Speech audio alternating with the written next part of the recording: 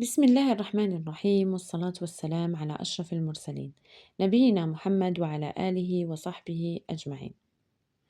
السلام عليكم ومرحبا بكم أصدقائي صديقاتي في كل بقاع العالم. معكم آمنة وهذا بودكاست لا تنسى تجاوز. قبل ما نبدأ الحلقة تاع اليوم حبيت نجدد الترحيب ونقولكم مرحبا بكم كامل في هذا البودكاست. لا تنسى تجاوز هو مكان نحاول فيه أنه نفهم رواحنا أكثر ونهضر بصراحة ومن غير أقنعة، نحكيو على الحاجات اللي رانا نعيشو فيها بصمت واللي مرات المجتمع ما يحبش يسمعها. إذا هذه أول مرة تسمعي فيها هذا البودكاست نقولك مرحبا بك، وإذا راكي من الناس اللي يتابعوني من الحلقات الأولى نقولك شكرا على ثقتك وعلى كل تعليق وعلى كل رسالة. صدقوني كل رسالة وكل مشاركة راهي توصلني وراهي تدعمني بزاف وتحفزني باه نكمل في هذا الطريق. وإذا خرج لك هذا الفيديو في قائمة البحث ربما هذا الشيء مش صدفة، ربما الله أراد أنك تسمع هذا الكلام اليوم وتستفيد، لأنني شخصيا لا أؤمن بالعبثية ولا بالصدف، كل شيء بقدر.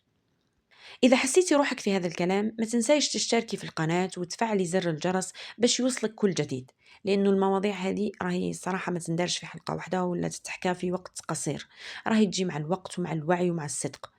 ونحب دايما الصراحة نسمع رأيكم ونتشارك معكم أفكاركم، لأنه إحنا هنا رانا قاعدين نستفادوا مع بعضنا وكل يوم بإذن الله تعالى فائدة جديدة. إذا جملة من الجمل اللي قلتهم توشاتك وحسيتيها مست شيء بداخلك نقولك اكتبيها في التعليقات. إذا فكرة خلاتك تتوقفي شوية وتفكري شاركيها.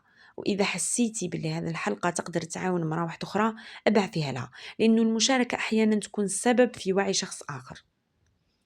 اليوم رايحين نكملوا في نفس الطريق اللي بديناه مع بعض، واللي هو طريق الفهم قبل الحكم، طريق الوعي قبل المقارنة، وحب الذات قبل إرضاء الجميع.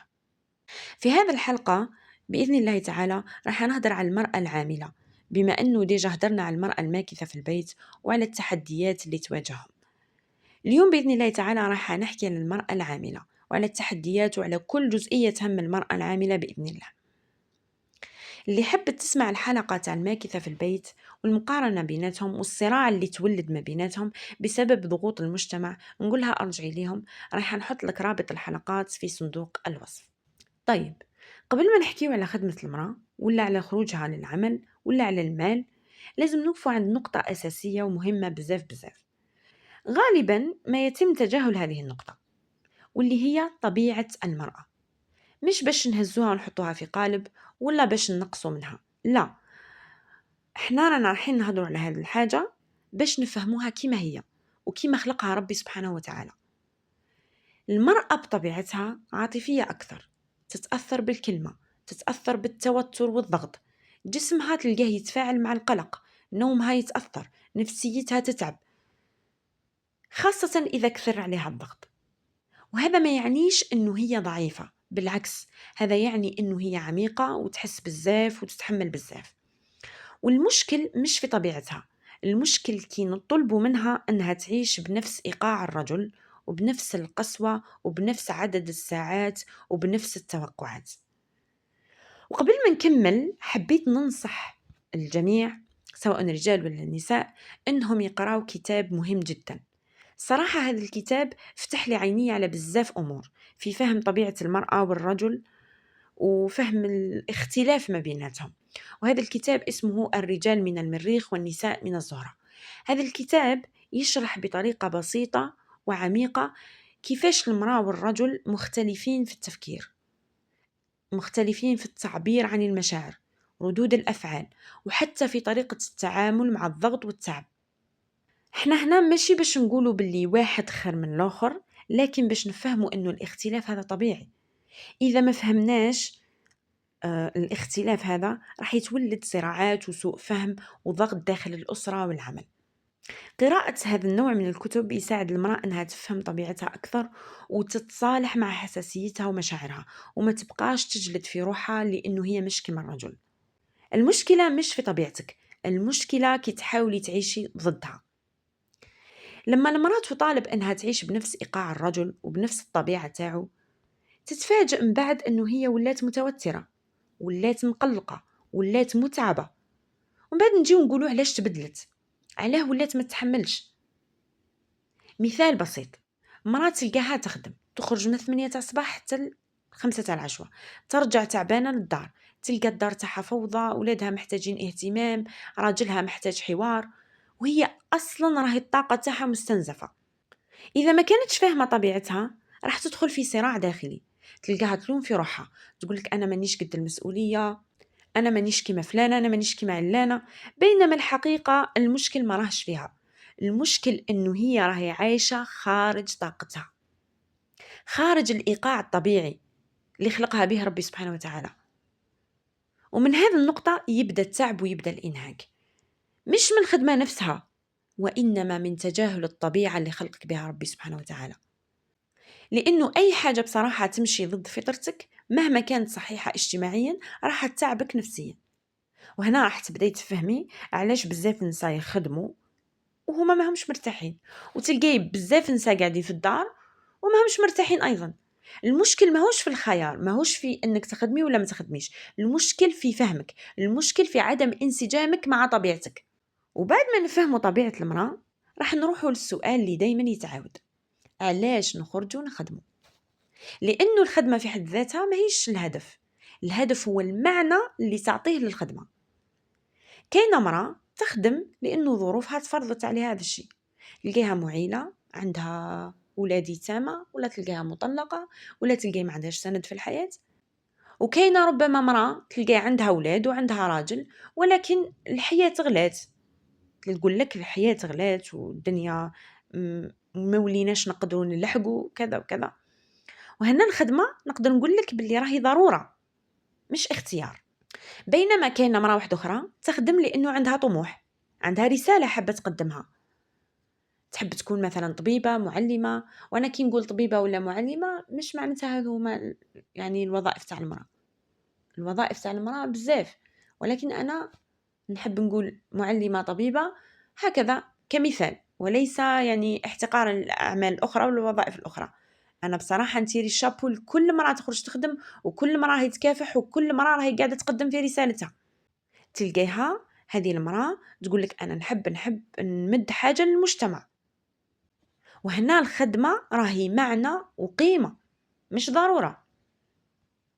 كاينة مرأة واحدة أخرى من الصنف الثالث، ولازم علينا نهضروا على هذه الفئة، لأنه ما يصحش أنه نهضروا على كل الفئات وفئات نسدل عليهم الستار، لا، لازم نكشفوا الحقائق كلها.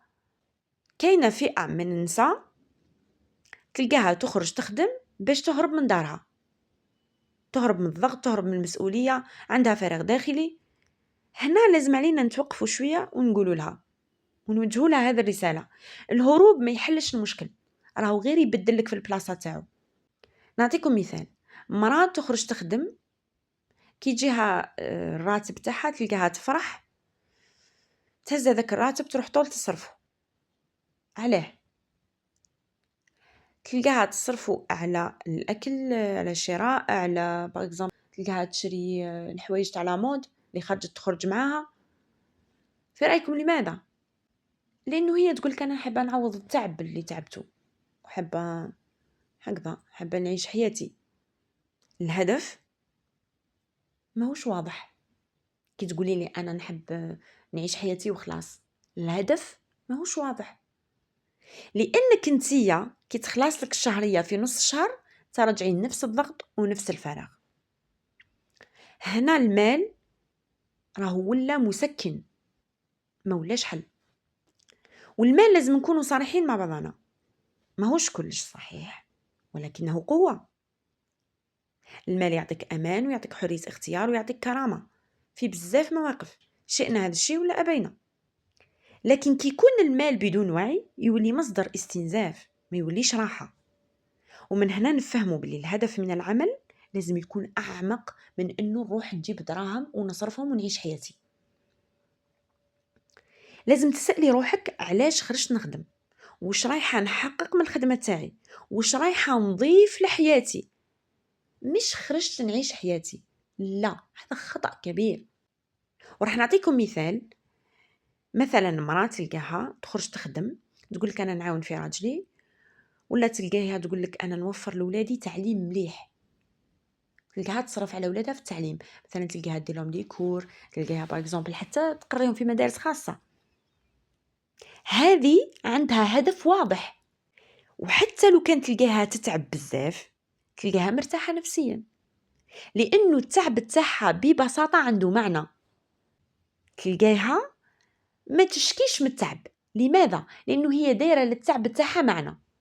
انا راني نتعب باش ولادي يقراو مليح ويقراو بمستويات عاليه، فتلقيها فرحانه ومرتاحه نفسيا حتى وهي تعبانه. بينما في المقابل تلقاي مراه واحده اخرى تخدم فقط لانه المجتمع يقول لازم تخدمي، تبع في بطاقات اللي قاعد يوزع فيها المجتمع كما قلنا في الحلقات اللي فاتوا. اذا ما خدمتيش راكي ناقصه. هنا نقول لك يا اختي اللي خرجتي باش ترضي المجتمع وباش ما يقولوش عليك ناقصه، مهما خدمتي ما راحش يكون عندك رضا، صدقيني. لماذا؟ لانك قاعده تعيشي في حياه مش حياتك. الهدف الحقيقي من العمل لازم يكون يخدم حياتك، مش يخدم الصوره الاجتماعيه. كي يكون الهدف واضح الخدمه تولي اختيار واعي، مش ضغط ومش هروب. طيب، ننتقل من أهمية الهدف من العمل والمال كقوة، نجيو لنقطة مهمة جدا لازم على المرأة تعرفها، واللي هي إدارة الوقت والروتين اليومي. لأنه الصراحة الروتين اليومي هو العمود الفقري لأي امرأة حابة ترتاح وتكون منتجة وتقدر نفسها، سواء كانت عاملة ولا ماكثة في البيت. الروتين راهو أمر مهم جدا جدا جدا. ما تقوليش أنا ما نحبش الروتين، أنا آلة. لا، الروتين راهو يخلي لك حياتك منظمة وينقص لك الضغط. صدقيني الوقت إذا ما كانش منظم راح يولي كاين ضغط وكاين توتر وكاين إرهاق نفسي وجسدي. حتى لو كان عندك هدف واضح وعندك دراهم بزاف، لا، كي يكون وقتك مخربط وماهوش منظم انتي راح تعيشي ضغط كبير. المرأة لازم تعرف باللي كل ساعة تمر عليها وكل لحظة تمر عليها تقدر تصنع فرق جوهري في حياتها وحياة ولادها. نعطيك مثال بسيط. مرأة عندها ولاد تنوض الصباح ترتب جدول صغير، دير ساعة للصلاة والورد اليومي والتأمل وكذا، ومن بعد تروح تحضر الفطور لولادها، وكما نقولوا احنا تساعدهم شوية في ترتيب أمورهم اللي خارجة. دير نصف ساعة فقط ترتب فيها الدار، حاجة خفيفة برك، باش كي تروحي العشوة ما تلقيش الدار مخربطة وتلقيها فوضى، ومن بعد يصيبك هذاك الإرهاق والتعب وتجيك هذيك القلقة. من بعد كي تروحي للدار ديري ساعة كما نقولوا حنايا لنفسك، ديري ساعة لروحك. وانا ننصح انه الساعة اللي تمديها لنفسك خليها في اخر النهار، خلي في اخر النهار ساعة لروحك، اقراي فيها كتاب، ديري مثلا حاجة تحبيها على حساب شغفك. انا ما نقولكش قراي كتاب، ربما انت شغفك ماهوش قراءة الكتب، كل وحدة تتبع شغفها. وكي تدخلي لدارك لازم عليك تفهمي واحد الحاجة مهمة جدا، خدمتك تبقى في خدمتك، ودارك كي تدخلي ليها ما تجيبيش خدمتك معاك، خليها في الباب.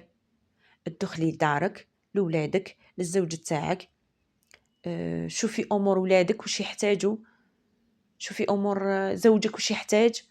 كما قلنا الاولاد يحتاجوا رعايه والزوج يحتاج ثاني رعايه واهتمام، يحتاج منك انك انت تحاوريه، يحتاج منك انك تحكي معاه، يحتاج من أو الاولاد والزوج ما يحتاجوش غير وكل وشرب وغسل وطيب وخلاص. كاين امور واحده اخرى لازم على المراه انها توعى عليهم، مش انت تقدمي غير الاشياء الماديه، لازم عليك ايضا تقدمي الاشياء النفسيه. وباش تقدمي الاشياء النفسيه لازم تكوني مرتاحه نفسيا، لانه الانسان لما ما يكونش مرتاح نفسيا مستحيل يقدر يقدم.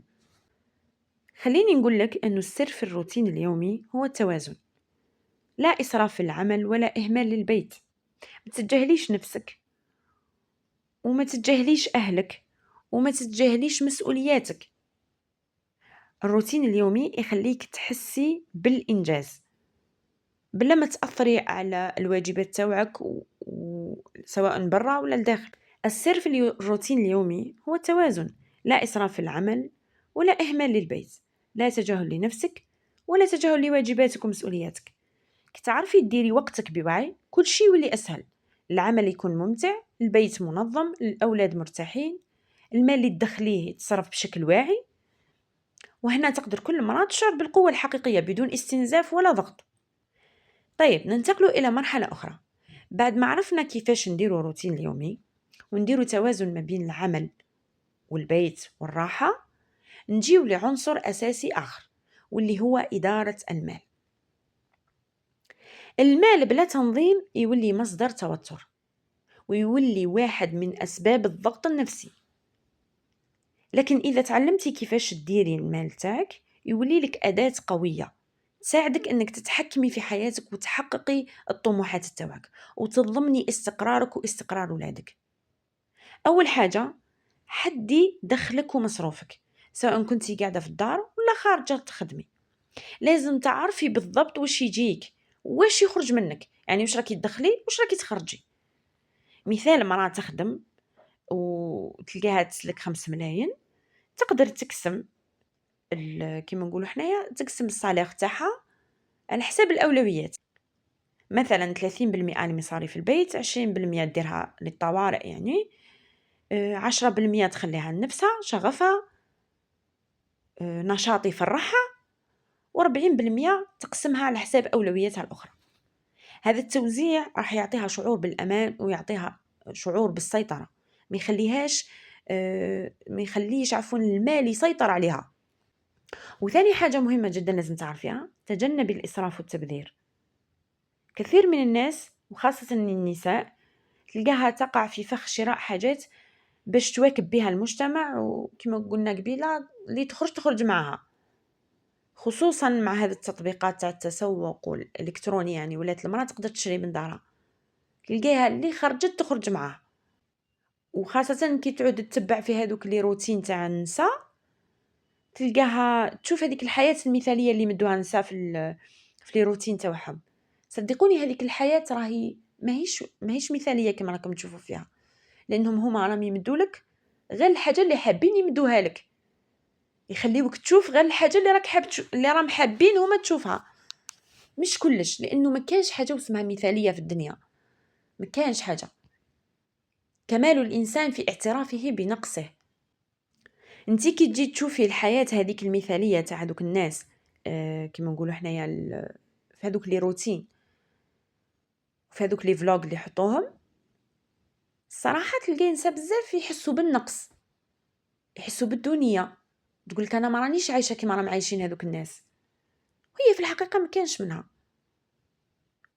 انتي راكي راح تولي ضحيه ضغط اجتماعي، والمال راح يولي يتحكم فيك، مش انتي اللي تتحكمي فيه. وما يمدلكش شعور بالراحه، ما يمدلكش احساس بالقوه. ثالث نقطه وهي اهم نقطه، استثمري المال اللي تجيبيه في شغفك. استثمري، تعلمي حاجه اسمها الاستثمار. كي تجي تدخلي دراهمك كاينه نسبه من هذوك الدراهم ديرها للاستثمار. راح تجي تقولي لي واش نستثمر؟ تقدري تستثمري على ارض الواقع، يعني بحاجه ماديه، وتقدري تستثمري في حاجه كما نقولوا حنايا مش ماديه، غير ملموسه. مثلا ديري دي فورماسيون، تتعلمي، تشري كتب تقرايهم باش كما نقولوا حنايا تتوعي، لانه الاستثمار البشري راهو أهم بكثير من الاستثمار المادي. مثلا كي تشري كتاب ولا تحضري دورة تاع تربية الأبناء، هل هذا الشيء ماهوش استثمار؟ هذا أهم استثمار درتي في حياتك. كي تروحي تحضري دورة تاع إدارة وقت كما قلت لك، ولا إدارة المال، ولا راهي كاينة الدورات هذه، كاينة دورات مجانية وكاينة دورات مدفوعة. كي تحضري لهذو الدورات وتتعلمي حاجة جديدة راح تفيدي روحك، راح تديري استثمار بشري. وكاين في جهة أخرى تلقيها مثلا وحدة تلقي عندها الشغف تاع الخياطة، تلقيها خدامة برا وعندها هذه الحاجة تاع الخياطة هذه، تحب تخيط، وحدة تحب تدير الحلوى، وحدة تحب تدير كذا. استثمري هذا الشيء، عندك نسبة من الشهرية تاعك كي تجيبيها تروحي تشري بها قطعة تاع قماش، تفصليها وتخيطيها، هذا مش استثمار. ربما تقدري تبيعي وربما تقدري تلبسي انتي، ما تروحيش تشري، نقصي من الاستهلاك. هل هذا الشيء ماهوش استثمار؟ شوفوا، خليوني نقول لكم انه الناس اللي دارت دراهم وكي تشوفوها تقولوا، كاينه ناس بزاف تقول لك هذا دار دراهم، دراهمه حرام، دارهم من السرقه، دارهم من كذا. لا، خطأ كبير. هذا راهو مفهوم منتشر في المجتمع وفي الوعي الجمعي، وهو غلط. دراهم، اغلب الناس اللي داروا دراهم ما داروهمش كما راكم تظنوا من السرقه، داروهم من حسن اداره المال، يعرف كيفاش يتصرف في ماله. وكي يجيوه دراهم تلقاه ينحي نسبه يستثمرها، ماشي يقعد غير يخدم في ذاك المجال. لا، تلقاهم كبروا بزاف وداروا حوايج بزاف، لانه عندهم عقليه الاستثمار. انتي كامراه عامله تقدري ديري هذه العقليه، ديريها سواء في الاستثمار النفسي كما قلت لك، ولا في الاستثمار المادي. ديري مشروع صغير، هذاك المشروع يكون متناغم مع رغبتك ومع شغفك. ولما تستثمري وتتعلمي وش معناتها استثمار وتديريه في حياتك الواقعية، راح تكتسبي استقلالية مالية وتحسي بالقيمة وتحسي بالإنجاز بلا ما تضطري أنك تتعرضي للضغط. رابع نقطة واللي هي أهم نقطة، علمي ولادك قيمة المال منذ صغارهم. المرأة اللي تدير مالها بوعي وتعرف كيفاش تتصرف في مالها، راهي توري لولادها كيفاش يصرفوا، كيفاش يحترموا الموارد، كيفاش يعرفوا قيمة كل دينار قاعد يدخل للدار، بدل ما يتربوا على الاستهلاك وعلى الاعتماد على الغير. السر في إدارة المال راهو في الوعي وفي الهدف. كل مبلغ تصرفيه وكل دينار تدخليه يكون عنده معنى، يخدم حياتك وحياة أسرتك، مش مجرد رقم. وهكذا المال راهو يصبح قوة حقيقية ويحقق أمانك ويعزز استقلالك إذا عرفتي تديريه وعرفتي كيف وين تحطيه، كل فرنك وين تحطيه. المال راهو يولي يقدر يعطيك قدرة تتخذي قرارات صائبة بلا ما تحسي بحتى توتر، بلا ما تحسي بحتى ضغط. تلقاي المرأة اللي ما عندهاش المال، وهذه حقيقة لا يمكن إنكارها، تلقيها تسكت في كثير من المواضع ما راهيش حابة تسكت فيهم، ولكنها مضطرة. ليه؟ لأنه هي ما عندهاش المال، بصراحة ما عندهاش الحاجة اللي تحركها، ما عندهاش. ما تجيش تقولي لي المال ما عنده حتى معنى والمال ما عنده حتى قيمة. هو صح ما هوش كلش، ولكن مش ما عنده حتى قيمة، ما عنده حتى معنى. قولي لي أنا عاجزة على أنه نجيب المال وأنه يعودوا عندي دراهم، قولي لي هكذا. ما تقولي ليش المال ما عندوش قيمة، ما تقولي ليش المال ما يهمش. لأنك انتي كي تروحي عند الطبيب ولا تروحي في أي بلاصة، طبيب ولا أي بلاصة، أنا قلت طبيب كمثال، ولا تشري ولا اسكو تدخلي وانتي ما عندكش دراهم؟ اسكو تدخلي ديري فيزيت عند الطبيب تخرجي ما تسلكيش؟ كي تقول لك هذيك الانفيرميير سلكيني تقولها المال ما عندوش قيمة. ما هذا؟ خلي عقلك يتفتح شوية وتفهمي المعاني تاع الأشياء بطريقة صحيحة، ماشي تفهميها هكذا برك شعارات. حبيت هذا المجتمع يبطل يعيش على الشعارات. المال ما عندوش قيمة، المال ما يهمش، المال كذا. كيفاش ما يهمش وانت تحتاجه، وانت لازم عليك يكون عندك مال باش تقدر تعيش. خليني نقولك انه المشكل موش في المال، المشكل راهو في إدارتك انت للمال. كما قلتها لك، المشكل راهو في نظرتك انت للمال. المال راهو وسيلة، المال ماهوش هوية. عنده دراهم، هذاك مليونير، هوية. هذاك زوالي، هوية. المال موش هكذا، المال راهو وسيلة نستعملوها باش نعيشو. إذا كيفاش انت تتهم الوسيلة؟ اتهم نفسك انت اللي ما تعرفش تتصرف في المال. دوك انت القلم كي تجي تكتب بيه، القلم وسيلة يا اخي، كي تجي تكتب بالقلم انت واش كتبت؟ تقدر تكتب اشياء جميلة وتقدر تكتب أشياء سيئة. المشكل وين راه؟ المشكل في القلم ولا المشكل فيك انت اللي كتبت بهذيك الطريقة؟ خلينا نتوعاو، خلينا نعرفوا الأشياء على حقيقتها، خلينا نبطلوا ما نعيشوا على الشعارات. بعد ما حكينا على المال وعلى إدارة الوقت والروتين، نجيو لأهم نقطة أساسية جدا، يعني هي نقطة مهمة جدا جدا جدا للمرأة العاملة، واللي هي دور الزوج في دعم المرأة. الدعم هذا ماشي غير مادي، يعني يصرف على الدار وعلى الأولاد، لا، الدعم لازم يكون معنوي ونفسي وتشجيعي. المرأة كي تحس بالاحترام والتقدير من زوجها راهي تولي تقدر تواجه تحديات الحياة اليومية، سواء كانت تخدم ولا كانت قاعدة في الدار. راهي تولي تحس باللي التحديات اليومية اللي قاعدة تدير فيها تديرها وهي مايش تحس لا بضغط ولا بذنب.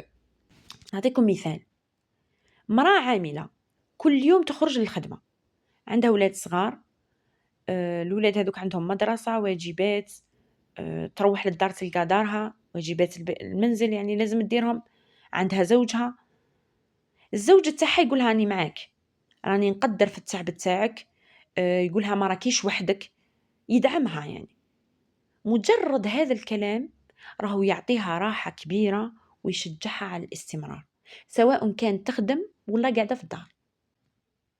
هذا الكلام يخليها تحس بالاعتراف بجهودها بدون ضغط خارجي. نعطيكم مثال آخر، مرأة قاعدة في الدار دير كلش وحدها، تنظف، طيب، تغسل، تكوي الملابس، تطبقهم، مثلا تدير المصروف تاع الدار، تقري ولادها، تهتم بالصحة تاع الولاد، عندها بزاف أمور ديرهم في دارها. كاين فرق ما بين زوج يجي لها يقولها واش راكي ديري، خاكي قاعدة غير في الدار، خذالي قاعدة. وفرق ما بين واحد يجي لها يقولها والله غير راني حاس بيك وحاس بالتعب تاعك ومتفهمك وعلى بالي بلي راكي تتعبي.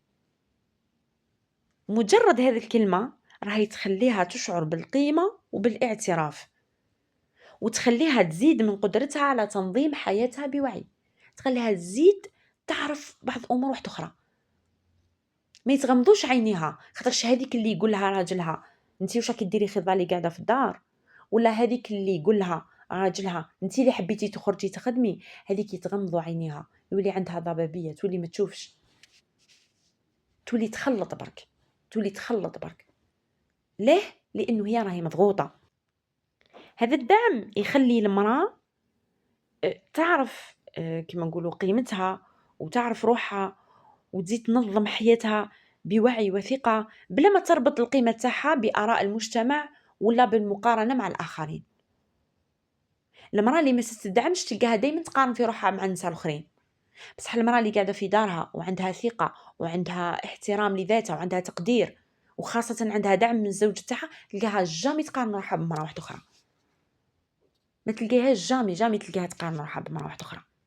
وفي مواجهة الانتقادات الخارجية خاصة مع النساء اللي يتعرضوا للمقارنة والتعليقات السلبية،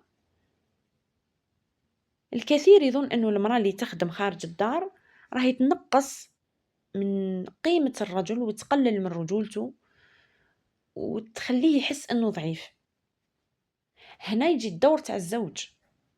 الزوج لازم يكون واعي ويعرف أنه دعم المرأة ما يقللش من رجولته، بالعكس يعطيها قوة باش تكون مستقلة وواعية وتدعمه.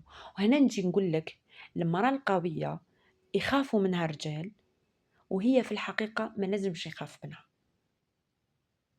أنا نقول لك أنت كرجل لا تخف من مرأة قوية، لأنه ربما يوما ما ستكون هي جيشك الوحيد. ربما كي يحوجك الزمان وكما نقولوا حنا وتصيبك كاش حاجة، ما تلقى غير مرتك واقفة قدامك، ما تلقاش صاحبك هذاك اللي قال لك عذرا على الكلمة، قال لك ماكش راجل خليت مرتك تخرج، هذا كي طيح بك ما يلقاكش، ما تلقاهش. تلقى مرتك هذيك اللي خرجت تخدم، ولا مرتك هذيك اللي راهي قاعدة في الدار وقاعدة تربي لك في الولاد وقاعدة قايمة بدارها. وأكبر مثال هو سيدنا محمد صلى الله عليه وسلم. سيدنا محمد صلى الله عليه وسلم كان يخدم أهل بيته، كان رحيم بأهل بيته. النبي صلى الله عليه وسلم كان يساعد في شؤون البيت. النبي صلى الله عليه وسلم علمنا أنه حتى الراجل كي يضع اللقمة في فم أهله صدقة. وهنا النبي صلى الله عليه وسلم راهو يورينا باللي العمل والمشاركة في البيت سواء من الزوج أو الزوجة هو قيمة عظيمة، وأنه تقدير مجهود المرأة سواء كان في الدار ولا خارجها هو جزء من الرحمة والاحترام. والولد اللي يشوف الأم مستقرة وسعيدة ومقدرة ذاتها يتعلم كيفاش يحترم المرأة ويقدر مجهودها. البنت كي تشوف نموذج للنجاح والوعي تتعلم أن القوة ما هيش فقط بالخروج للعمل، وإنما بالتحكم في حياتها وفهم قيمتها وقيمة ذاتها. الأولاد يقل عندهم الشعور بالنقص النفسي لأنه الأم والأب يشكلوا فريق متوازن. الناس اللي راهي حابة أولادها يكونوا مستقرين لازم انتي والزوج تاعك تكونوا مستقرين. الرجال اللي راهي حابة أولادها تكون مستقرة لازم تكون انت والزوجة تاعك مستقرين. لازم تشكلوا فريق متوازن، كل واحد يدعم الآخر، كل واحد يعطي نموذج صحي عن التعاون والاحترام. الدعم الزوجي الحقيقي يشمل الاحترام والتقدير والتشجيع والحرية. المرأة راهي تحس بالاحترام والدعم، وكي تحس بهذا الشيء تولي تتحول قوتها اليومية إلى ثقة بالنفس واستقلال داخلي ووعي بقيمتها. الزوج الداعم يخلق جو أسري صحي، يقلل التوتر النفسي، يعلم الأولاد معنى التعاون والتوازن. وهذا الشيء هو ما يهدف له هذا البودكاست حقيقة. في البودكاست هذا نحن نهدف إلى تحقيق الوعي والتوازن. في الأخير المرأة سواء كانت عاملة خارج البيت أو ماكثة في الدار تأثيرها على الأولاد كبير جدا. مش مهم وين تكوني، المهم كيفاش تكوني حاضرة نفسيا. كي تكون الأم عاملة وتخرج كل يوم الأولاد يشوفوها قدوة للصبر والتنظيم والطموح، يتعلموا كيفاش يواجهوا تحدياتهم. لكن إذا كان العمل تاعك مجرد هروب من المسؤوليات أو بدون هدف واضح الأولاد راح يحسوا بالضغط والإهمال، لأنهم يحتاجوا حضورك العاطفي والفكري، ما يحتاجوش الجسدي فقط.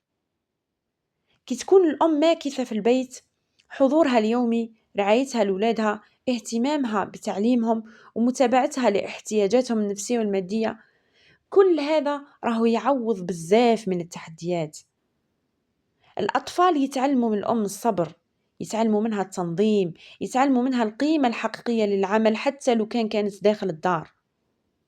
ختاما، كل اختيار تقرري أنك تديريه سواء بالعمل أو بالبقاء في البيت عنده قيمة. قيمتك ما تتحددش بمكانك، وإنما تحدد بوعيك وبحضورك الداخلي.